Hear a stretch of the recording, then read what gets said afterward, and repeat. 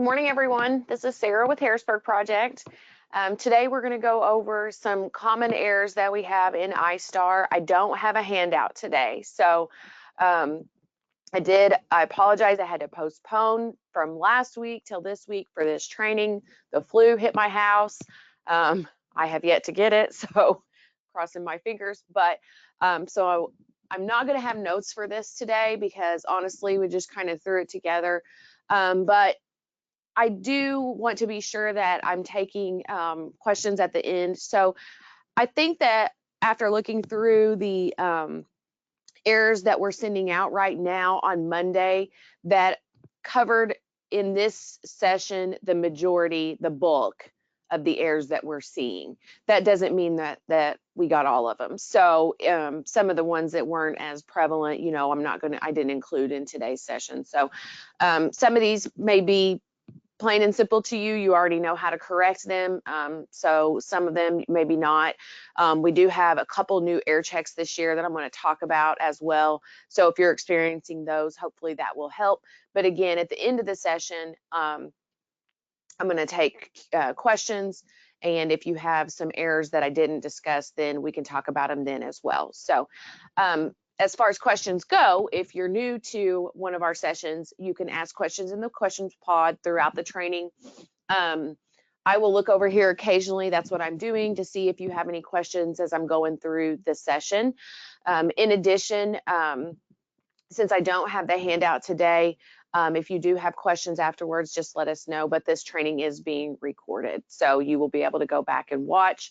The handout's not really that necessary for this. It's kind of one of those things that if you've got the error, I'm going to tell you how to fix it. So I'm not really showing you how to fix it anyway, in the presentation. So we're just going to talk about those things. But again, if you have any questions at the end, anything I didn't cover, please let me know. If you have questions as I'm going over one of the errors, if you know further questions on it, please just go ahead and type it in the questions pod and I will go ahead and answer that for you. So we'll go ahead and get started. Looks like we've got a pretty good group today, just about everybody logged in. So first, our most common errors any time of year are SIS errors. So what we do not take data from SIS, but we air check against SIS. So that means that we're looking over into SIS at enrollments and comparing it to what you have in iStar. Those primarily will revolve around whether an enrollment exists, first of all. So to have a student in iStar, at a minimum, to enter the student, they have to have a SIS ID. Once the SIS ID is created and it exists, then you can add an approval record in iStar for a student, okay? But then after you add the record is when the air checking kicks in. So that's when we're looking to see, does this child have an enrollment for the school year in SIS? They may have an ID, but maybe they don't have the enrollment yet. So that's what F50 is about. So this is a fatal error. It will prevent the record from being picked up and reported. And so what you need to look for is in iStar on the approval record, you'll click on this display update button. If there is no enrollment at all, it would be blank. But sometimes what triggers this is if you have a begin date that is before the enrollment date. So if you put a begin date in of August 1st, but the enrollment doesn't start until August 15th, iStar can't find that. Okay, it's too soon. Your iStar date is too soon. So it's looking for something that's August 1st or before. If it can't find anything, then it also may say no enrollment. All right, so there are kind of two scenarios there. So one, it just doesn't exist at all. Or two, the begin date in iStar is so long before the enrollment begin date that it can't find it. So it thinks again that there is no enrollment, okay? So there could be two possibilities in that situation. All right, so what do you do to fix that? Well, obviously, if there's no enrollment, then you need to have your SIS administrator put an enrollment in for this child for the school year. And of course, it needs to match up with your resident district and serving district, your resident school and serving school. Also, the dates need to coincide. So if you're looking and you see there is an enrollment, but the begin dates are so far off, that the iStar date is not falling within the enrollment date. So then you need to figure out who's right, who's wrong, who needs to make the change. So more than likely, if you had an August 1st begin date in iStar and it's August 15th in SIS, August 15th is probably correct, because I'm not going to say no schools, but a lot of schools don't start on August 1st. Okay. And that's just an example. It doesn't mean that, maybe the SIS begin date needs to change. Okay. So those are the two scenarios that can fall under the F50. We don't have a ton of those at this point in the year, but we did have quite a few when I looked over the error results. Okay. All right, so next is F145, student not found in SIS for resident RCDT. If you find this, more than likely it means that another district still has this child's enrollment. So what you would want to do is try to contact that district. If you're in iStar and you look under reports, there's a report there that tells you who the data manager is. It's called Site Pupil Contact. That tells you who the data manager is for the district's iStar database. So just because it says Harrisburg here doesn't mean you call Harrisburg School District. You need to go look at the report and find out who manages the iStar data for Harrisburg, and that's the person you'll talk to. And then that person can get in touch with the SIS administrator for the district and ask them to drop the child, delete the child, make the change. Okay, so if you're trying to put a student in that's your student and you're coming up with a resident district issue, that means that another district has not let them go yet. Okay, so again, what you will do is get in contact with that data manager.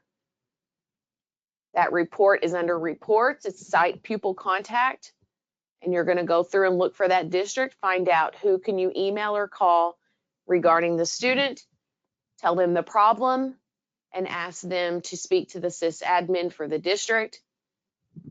Okay, now sometimes districts do manage their own iStar data, but not always. Okay, so I don't want to mislead you, but sometimes co-ops will take care of the data management for their districts, for their member districts.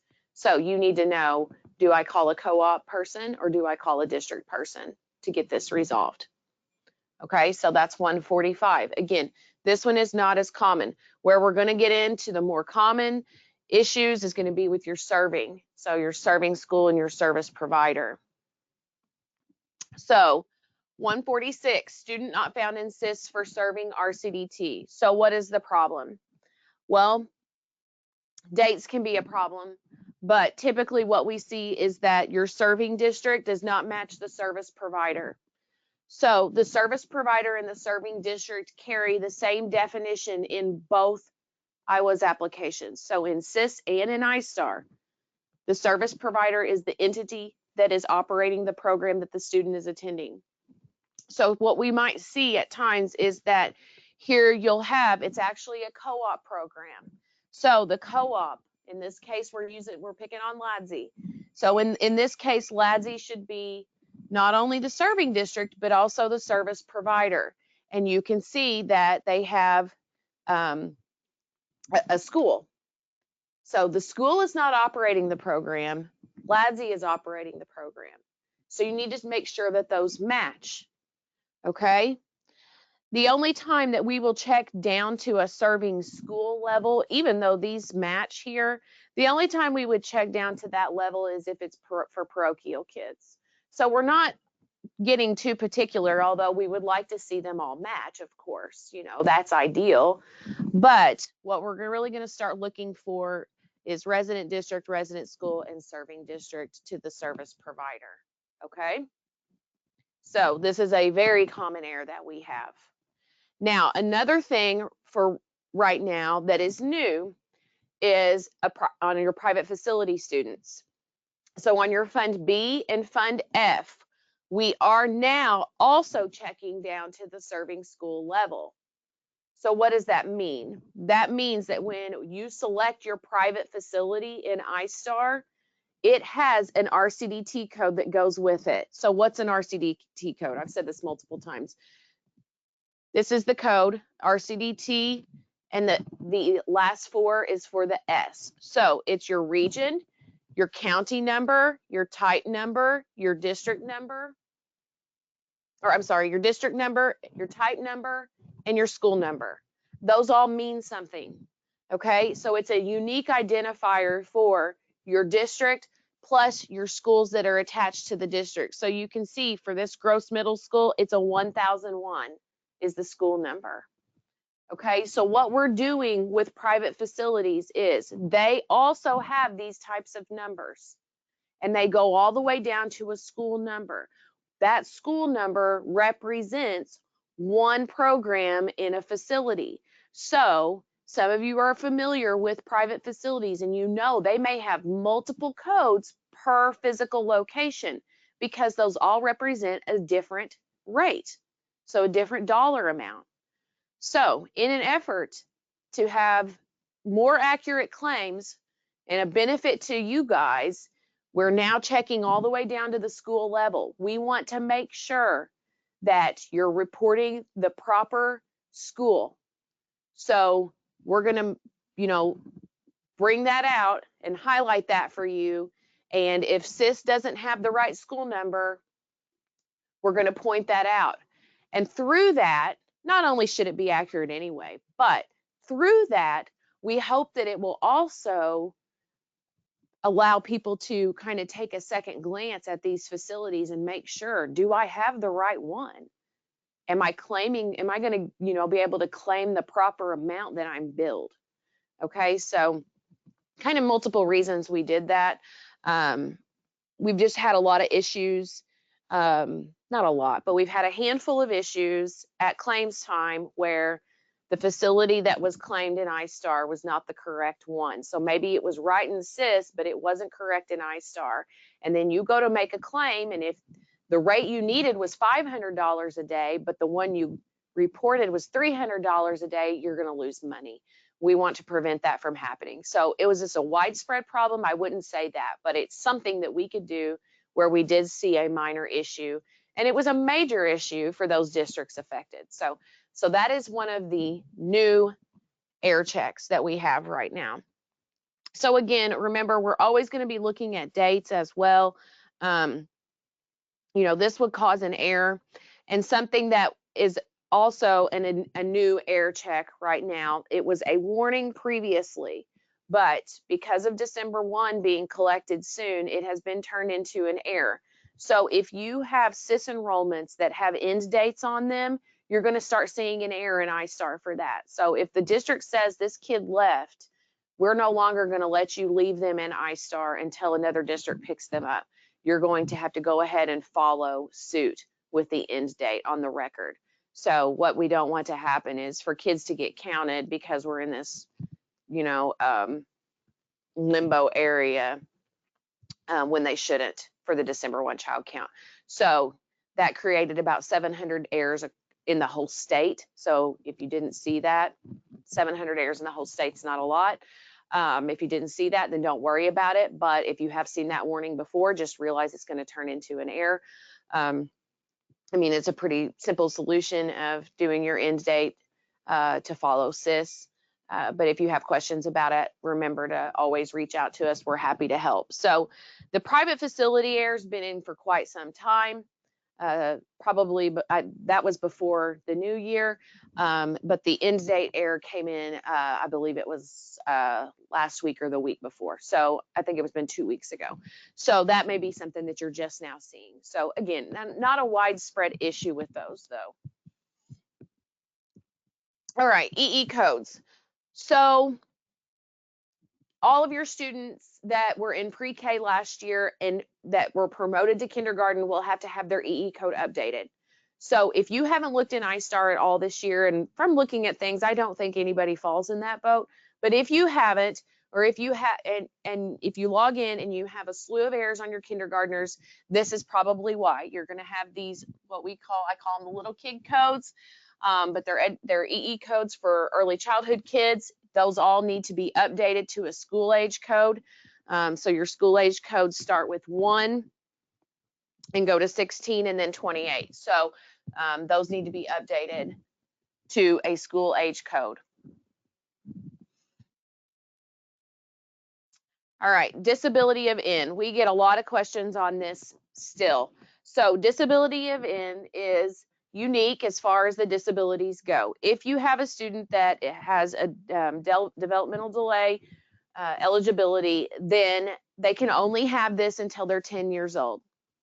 So in iStar, you will get an error the day that the student turns 10. It will tell you that the disability of N is not valid for 10-year-olds, basically. It's telling you backwards. It's valid for ages 3 through 9 only.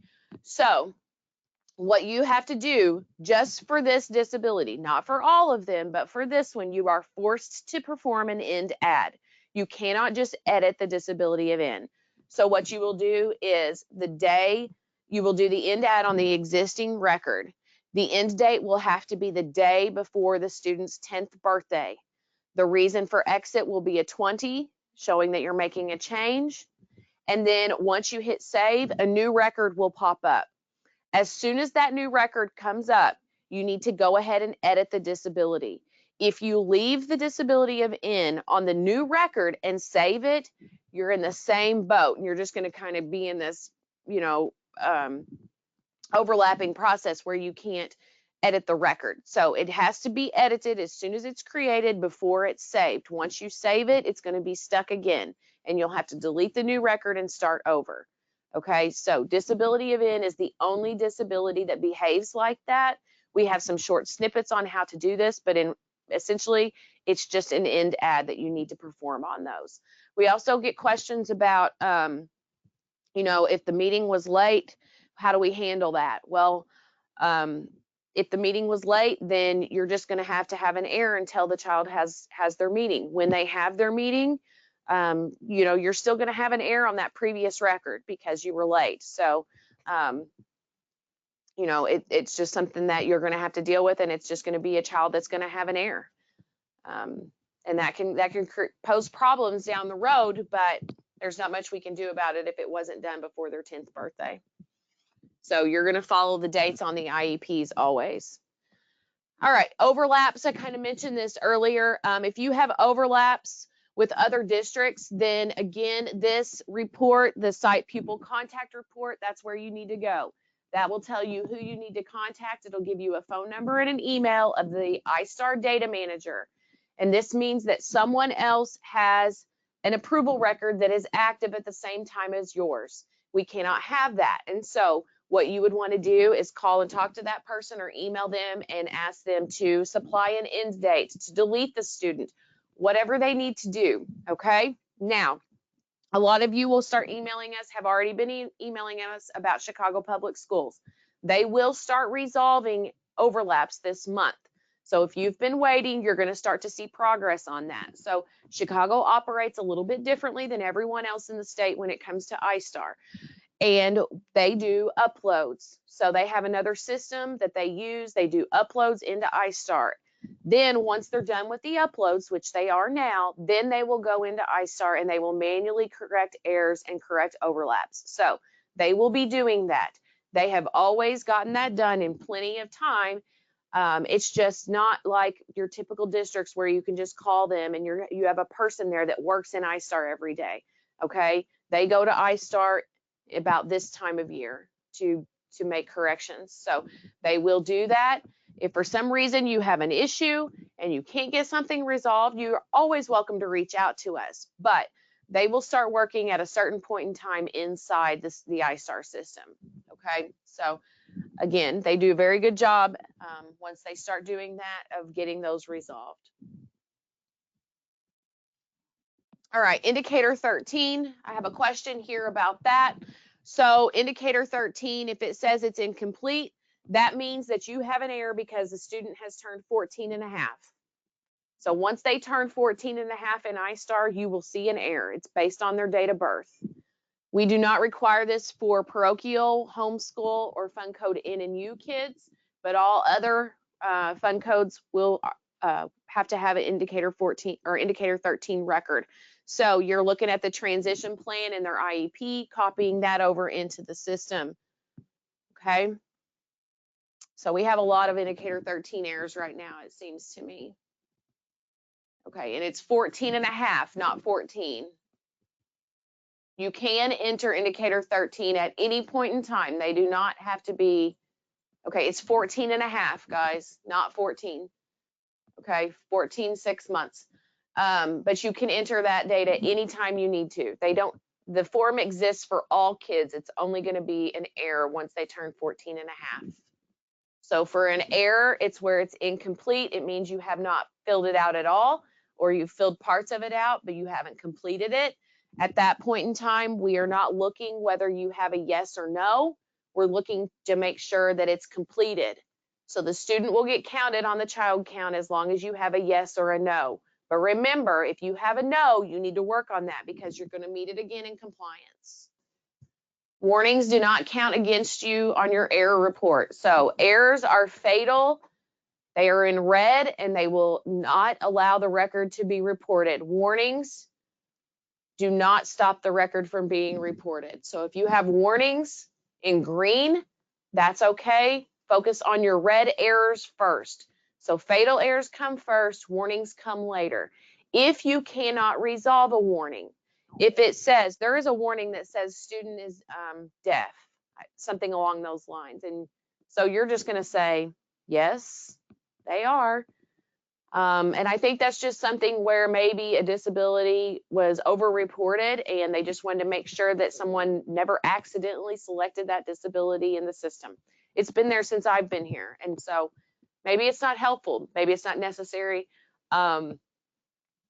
I don't know. I don't know why it's there, but it is. And if you say, okay, yes, this student is deaf and that is exactly what I meant to put, then move on. So to say you can always resolve all warnings, it's not really a resolution scenario all the time. Sometimes it's just a warning to say, hey, did you mean to do this? We want to make sure this data is right. Okay, any other indicator 13 questions before we move on?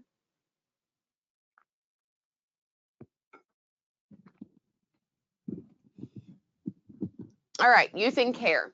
So I have a lot of these, and I'm not going to read all of these to you, but there are a lot of eligibility errors for orphanage students that you may see.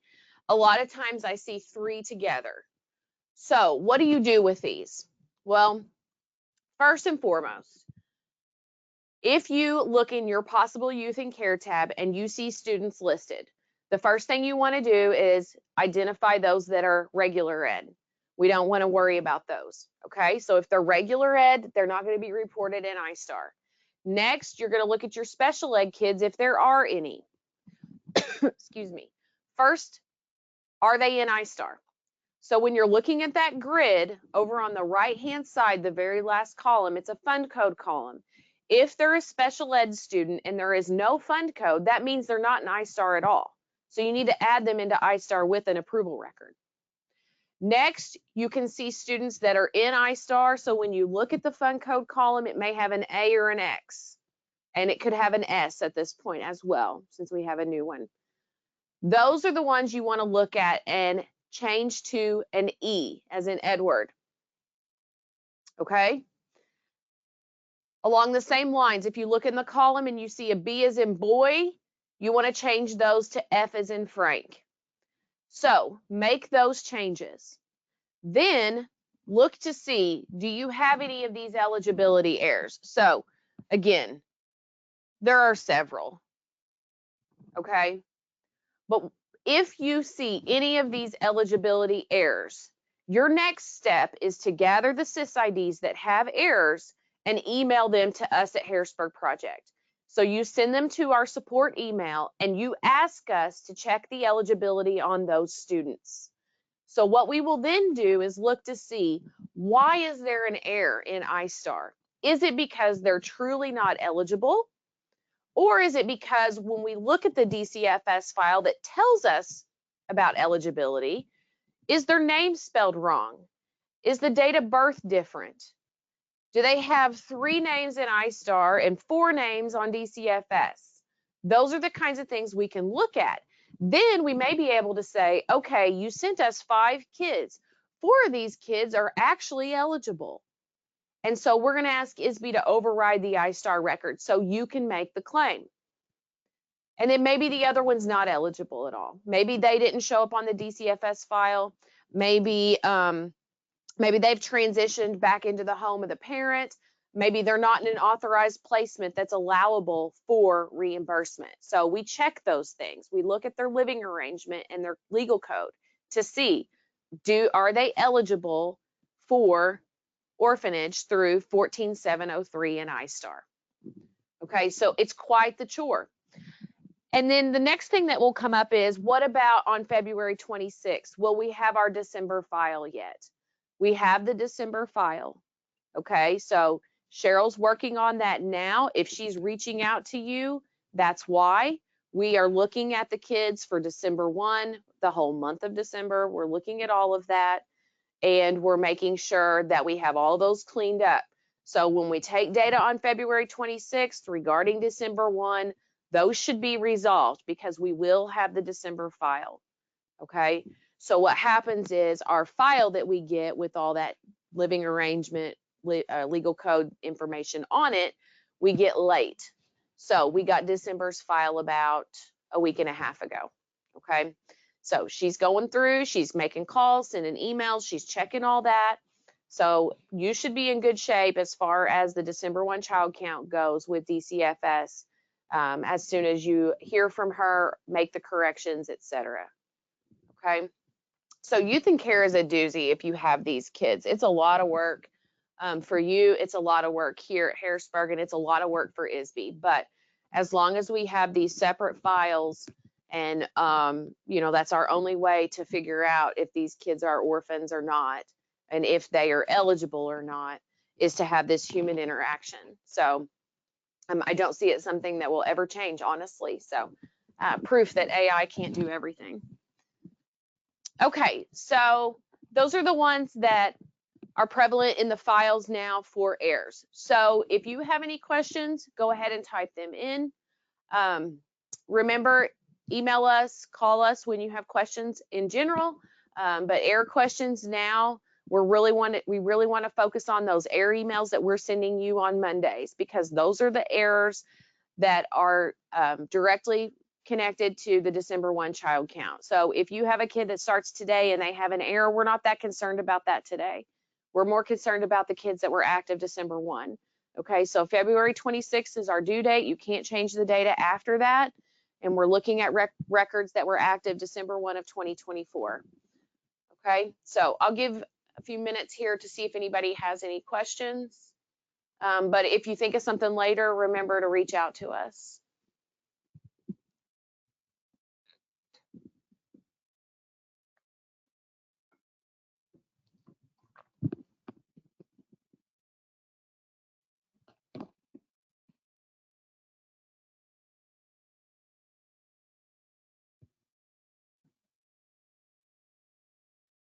I always say, I wish I could see, like, if you have an iPhone, you can see when somebody's typing. I wish I could see if somebody's typing.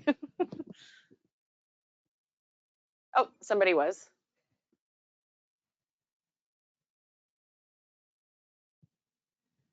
All right, pre-K students who change programs mid-year, how do I make the correction? Do you exit them and add a new record, or can you do an end add? End add. That's exactly what end add is for. It's a time saver. It prevents you from having to exit and then add a new record in. So yep, end adds. They already exist in the system. That's the ticket.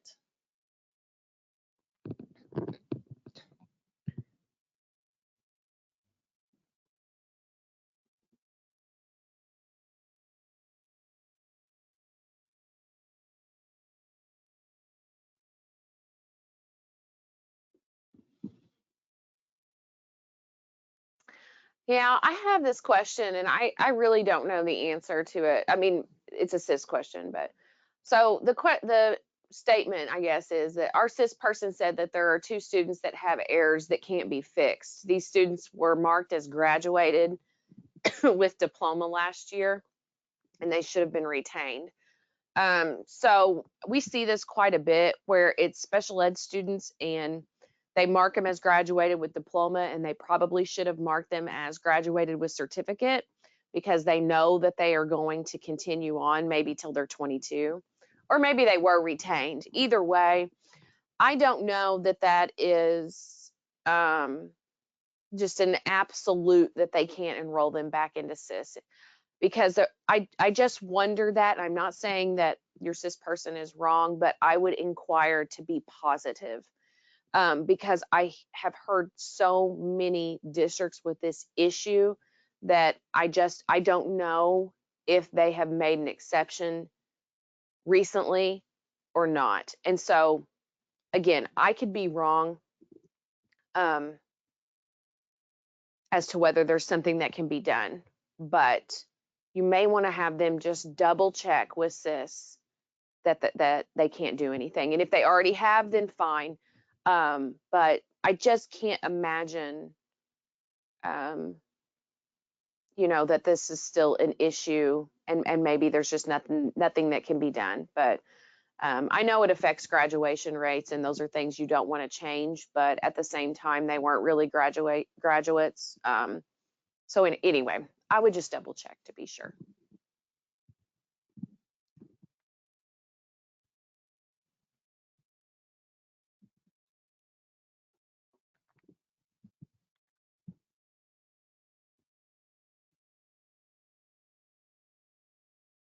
Okay, I don't see any other questions, so I will let you guys get. Remember, if you think of anything, please reach out to us, let us know, send us an email or give us a call. And I will see y'all at the next session. Thank you guys. Bye-bye.